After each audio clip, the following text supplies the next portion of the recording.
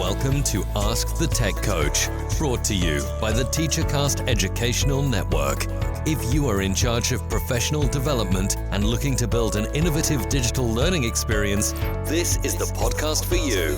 Join us each week as we uncover strategies that tech coaches are using to drive their digital transformations one classroom at a time. And now for your host, with over 2 decades of experience working with tech coaches and ed tech companies from all around the world, Jeff Bradbury.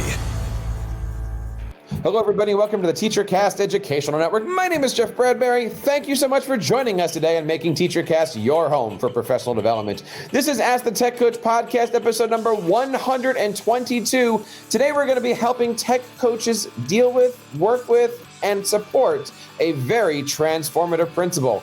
Maybe you're in a situation where you're the only tech coach in a building, in a district, or maybe you're one of an entire group. We are here today to help you guys figure out how to not only help your school district move forward, but to see your school district's principals' visions to the fullest of your ability. My guest today is Jethro Jones, an author, administrator, and an amazing podcaster. Jethro, how are you today? Welcome to the show.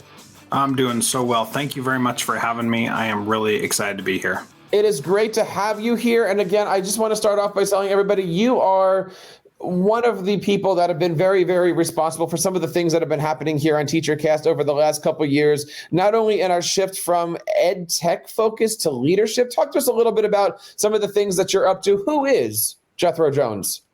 Yeah, well, I think most people probably know me, if they know me at all, from my podcast, Transformative Principal, which I've been doing for the last 7 years.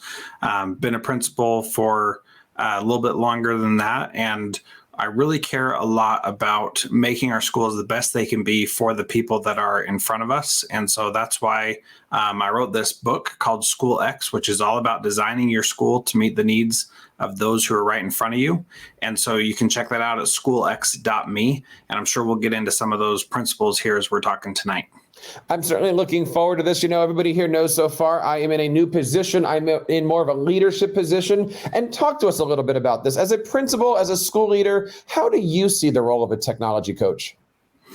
Well, I see the role of the technology coach as the person who, it depends on the technology proficiency of the leadership in the school.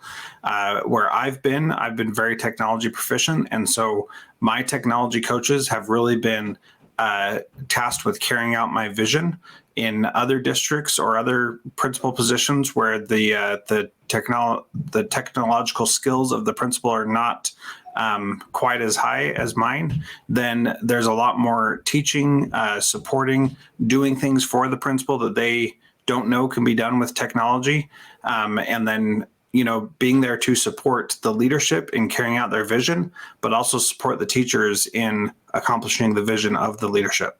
It seems like there has to really be that marriage and that equal vision, right? Like a principal needs to be going at a certain speed, and then the building has to either be going quicker, slower, somewhere around that speed.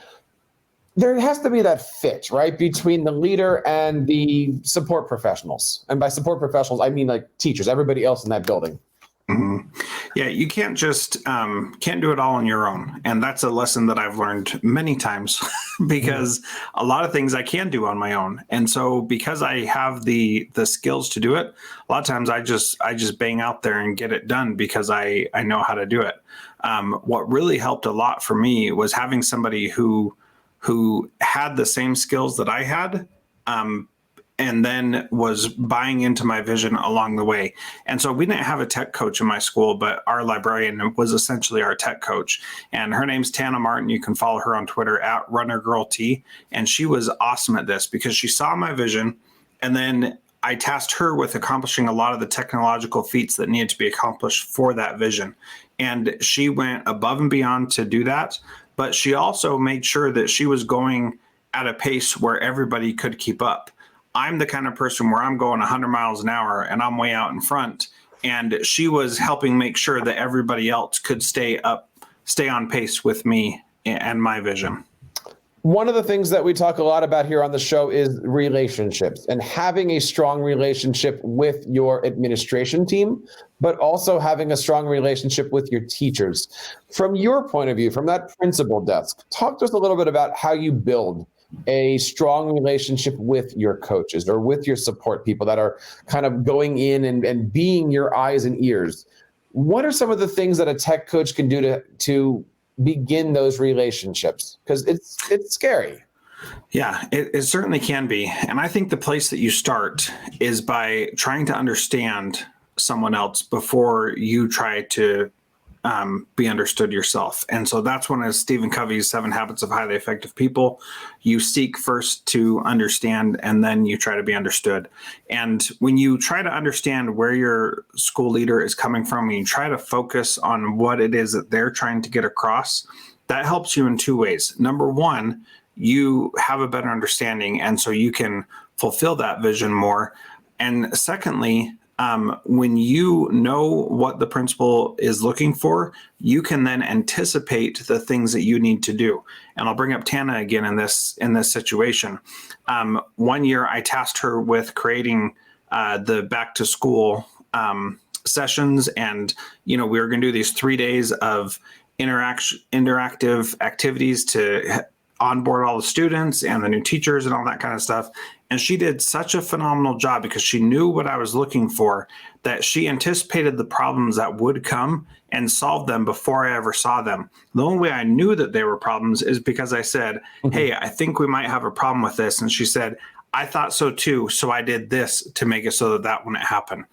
But she could only do that because she knew what I was hoping to get out of it and what my perspective was on what success looked like. And she knew that because she sought to understand what I was doing first and foremost.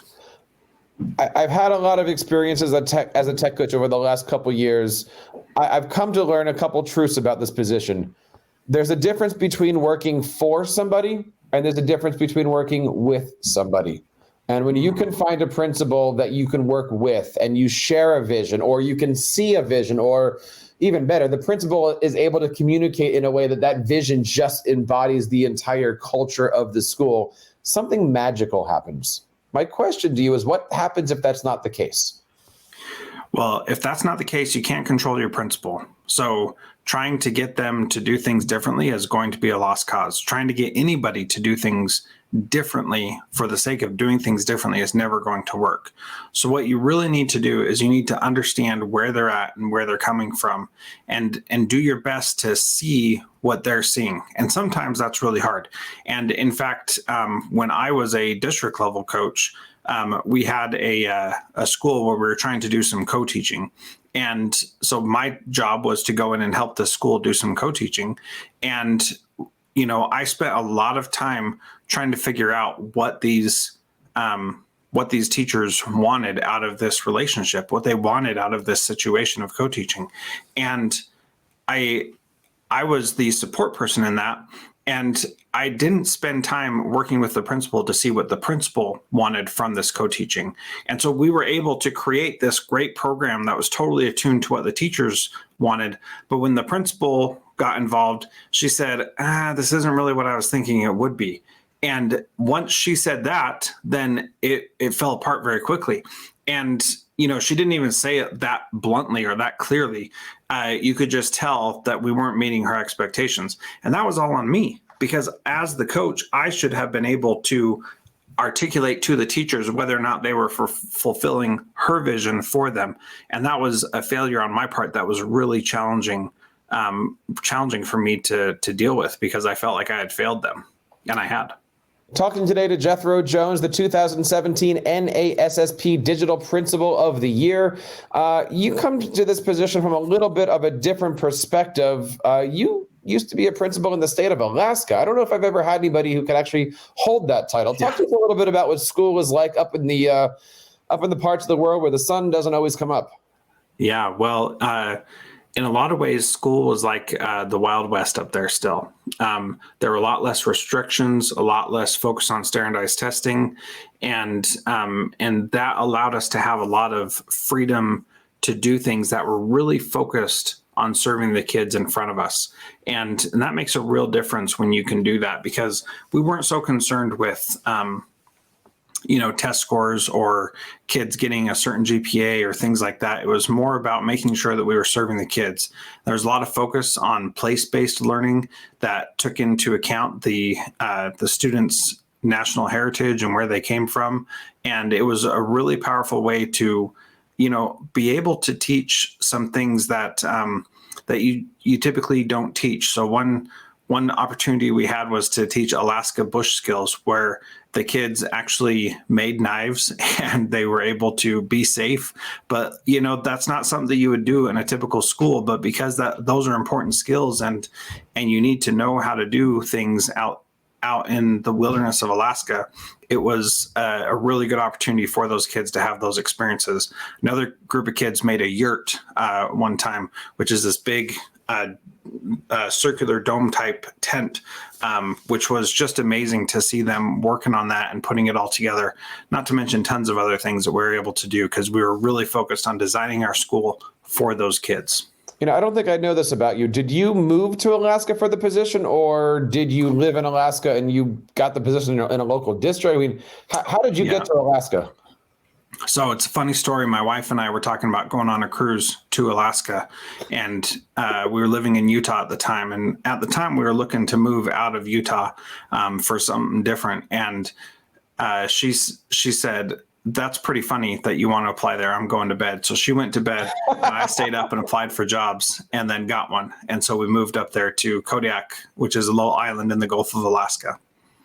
That is an awesome, awesome story. You go apply for jobs. I'm going to bed. And next thing she knows, she is living in the snow. That is awesome. That's right. Yep. That is exactly how it happened. It's beautiful. And talk to us a little bit about your podcast. Where can we find it? What can we expect to listen to? So Transformative Principal, you can go to transformativeprincipal.org or jethrojones.com/podcast. And you can hear stories from amazing leaders who are doing awesome things. And lately, because of the pandemic, I've been focusing a lot on alternative ways to teach kids, because we got to face it, we're likely going to lose a lot of students from the public education system because so many different alternatives are out there. And so I'm trying to help school leaders figure out ways to keep those kids engaged, keep them enrolled in their schools, but serve them a little bit differently so that they don't want to leave the school that they're in. So let's talk a little bit about that, right? Because in your book, SchoolX, you talk about how to design your school for the people who are there. And I know you're looking at both for the teachers and for the students. If I can kind of bring in that tech coach point of view, if you are a new principal and you're looking to come into a new school, see what's going on and start to build a culture, how do you do that? I mean, it almost seems like you need that relationship with a tech coach, somebody who's in the classroom, somebody who knows the teachers. Mm-hmm. You need to form those bonds with the people who are there rather than, or in addition to, just popping into random rooms at this point. I mean, you really do need to have that guide on the side that's going to be helping you to formulate your vision and help you mold what that culture will eventually be. Yeah. And that's really important. What you need to do really is start talking, start communicating, start explaining what it is that you're about. A lot of people recommend not changing anything in the first year. And I think we can't do that to our kids. When we see something's not working, we need to start changing it right away. And you do that not by saying, here's how it has to be done, but by giving a vision and inspiring people to live up to something and to accomplish something. The way you do that in a tech coach position, what I would say is that you come in and you start showing how technology can improve what you're doing. And so, when I was a teacher, I was in an inner city school and it was my first year teaching and they were going to get rid of some computers. And I thought, my kids have never interacted with the internet, or most of them haven't. And that was true. And so I brought those computers into my room and I said, here's what's called the internet. You need to be safe. You need to be smart. But let's go start doing stuff on it. And so when I started allowing the kids to blog on the internet before there was, restrictions about that or anything like that, these kids saw something that they could do where they could have a voice and people around the world could leave comments and could say something to them. And it was a really empowering thing. And what's amazing is that I saw the bad behavior in my classroom stopped because I was showing them what a different future could look like. That school wasn't all about reading boring books, but school was about doing something and creating something powerful. that changed not only their perception of education, but also changed their behavior. And you can do the same thing as a tech coach with the teachers and principal in your building. You can find ways to show them what a better future can be and help them see how it can be better and what role they can play to make it better. If you're going to be giving that vision, Jethro, I think it's important that we note you have to find where their level is. You can't go into that first faculty meeting and overshoot them. You also can't undershoot them. And that is where that relationship is, knowing where teachers are, both, in their morale, in their technology skills, in their lesson planning. You need to be in that culture before you can start taking that first step to change a culture. It's not easy, especially in times now where every single day you're hit by something. You're in a classroom, you're thinking, is tomorrow the day that I'm going to be out for the next 3 weeks? There's so much change now. When you're looking at this whole concept of bringing in a design thinking process, where do you start as a tech coach? Where do you start as an administrator when you're just trying to make sure everyone that is healthy walking in the door is healthy walking out of the door? Well, and that's the beauty of the design thinking approach, is that it starts with wherever you are. And so when you see a problem, you need to first go and figure out why that's a problem and gain empathy for others. Once you do that, you can start to understand what the real issues are. And what's so amazing about that process is that you don't have to be an expert. You don't have to be smarter than anybody else. You don't have to be good at technology. But what you can do is you can start seeing where people are struggling and then start putting little things in place to make things better for them. And when it comes to changing the culture in a building, when you go in with a service-oriented mindset and you want to help life be better for others, people are going to flock to that and want to be part of whatever it is that you're doing because they see how you're making their life better. And that is effort that is well worth the effort, because it makes people feel like you care about them as a human being. And right now, there's plenty of that not going around. And so this is a good way to not only build your own credibility, but also improve and support the lives of others. One of the things that you mentioned here is about having a strong parent relationship. Talk to us a little bit about the role of parents, both in your decision-making, around your decision-making.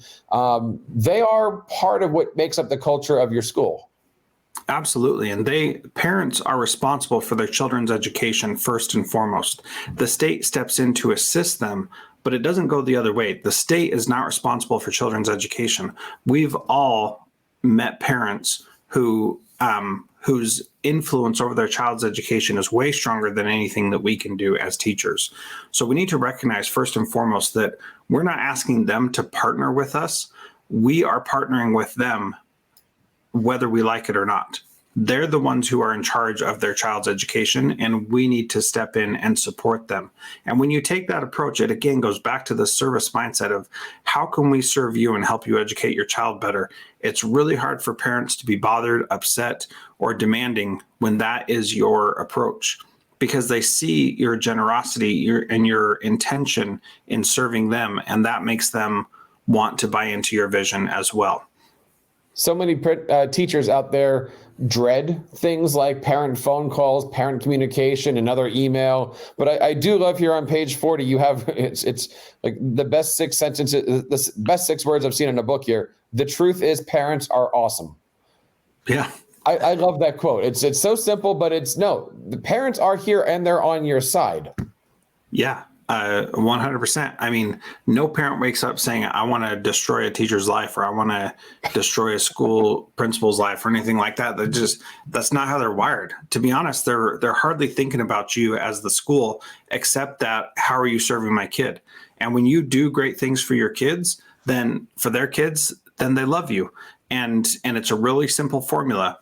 Do good for their kid equals love from the parents. It's not that tough. Let's talk a little bit about tech coaching for a second here. We know a lot of people who listen to this show are younger. They might be new tech coaches. They might only be teaching for less than 10 years or so, and they're kind of trying to figure out, where do I look to for support? Where do I look to go? And what we find is a lot of times tech coaches don't really know how to reach out for help because they're afraid of not looking as strong as they could be.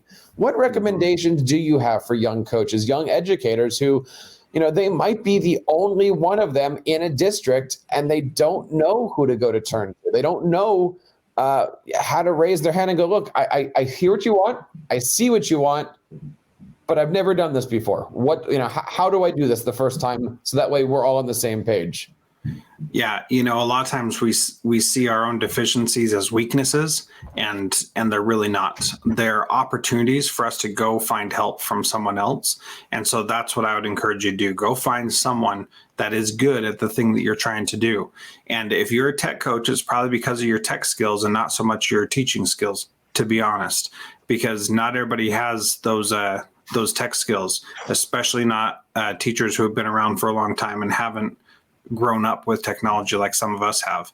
So go to those teachers, especially the ones who are resistant to technology, and ask them for help. How do I do this thing in something that you think they would be good at? That will buy you a lot of support and get you some good karma to come back to you later, that they're going to say, this young punk kid actually wants to get better and wants to improve, and they're not a know-it-all because they're coming and asking me. Why would the tech coach be asking me how to do something? And the reality is because everybody has strengths. And again, you go there saying, how can I learn from you? That really means a lot to people, especially those who have been in the system a while. I couldn't agree more. Reaching out and finding a mentorship program, having somebody on your side to help guide you, whether it be in the district or out of the district, is severely important. And that is why we have this podcast. Each and every single Monday, we drop Ask the Tech Coach. And not only that, we also have our free Tech Coaches Network. You can check it out over at teachercast.net/TCN form. And you can sign up for free with our brand new membership form, teachercast.net/TCN form. Would love to have you guys be a part of our Tech Coaches Network. Weekly Tech Coach roundtables, weekly email newsletters, tons of free resources, a few online courses, all that for you guys, completely free. Take Jethro's advice, seek out some great help, seek out some mentors. We've got a couple hundred tech coaches for you guys waiting to help you guys out over on the TeacherCast Tech Coaches Network. Check out the great links over at Ask the Tech Coach today. Jethro, as we look forward here, I know everyone's trying to figure out when are we going to finish off this pandemic and when are we going to move forward with things, but it's not about moving forward. It's about where we are now, setting those goals. It's still the beginning of the year. What advice do you have for any educational leader, tech coach, teacher listening to this podcast? What can we be expecting? How can we make this year a special one? Nobody knows when it's going to end or what it's going to look like or anything like that. And so trying to figure that out is not going to work. Recognize that you have the choice on what your mental response to this is, what your emotional response to this is, and take advantage of the great things that are happening now. To be honest, school is really working well for some kids now that it has never worked well for before. And school is working really horribly for some kids. But do your best to support where you can and recognize there's so much out of your control. The only thing you can control is your mindset and how you approach it. And I encourage you to do just that. The book is called SchoolX. You can head on over and get a free copy today. A free copy of the first chapter over at schoolx.me. Almost gave the farm away from you right there, Jethro. But where else can they go? Talk to us about all the great stuff. I'm looking through your website. You've got courses, you've got podcasts, you got speaking, you got a lot of stuff over there at jethrojones.com. Yeah, there's a whole bunch of stuff that I'm doing for coaches. Just started a new program. You can go to jethrojones.com/coaches. If you need a little more support than what the TeacherCast network of coaches will give you, and that's a good place to go. That's jethrojones.com/coaches. Just something specifically designed for coaches during this pandemic, especially to give you some extra support. Very, very cool. And we hope that you guys have had a great time listening to this podcast. We're here every single Monday morning. It's usually Sue and I today. I gave her the day off so I could have Jethro all to myself, learning all about how to be a transformative principal, transformative tech coach, and all-around transformative educator. Jethro, thank you so much for taking the time. I'm looking forward to seeing you again. Usually we catch up in Florida, but maybe not this year. Probably not. It was great to chat with you tonight. Thanks, Jeff. And that wraps up this episode of Ask the Tech Coach, episode number 122. On behalf of Jethro, Susan, and everybody here on the TeacherCast Educational Network, my name is Jeff Bradbury, reminding you guys to keep up the great work in your classrooms and continue sharing your passions with your students. You've been listening to Ask the Tech Coach, hosted by Jeff Bradbury of the TeacherCast Educational Network. Please reach out to the show with all of your questions on Twitter at AskTheTechCoach or online at www.askthetechcoach.com. Be sure to subscribe to our podcast so you don't miss any future episodes. And please take a moment to write a review in the App Store.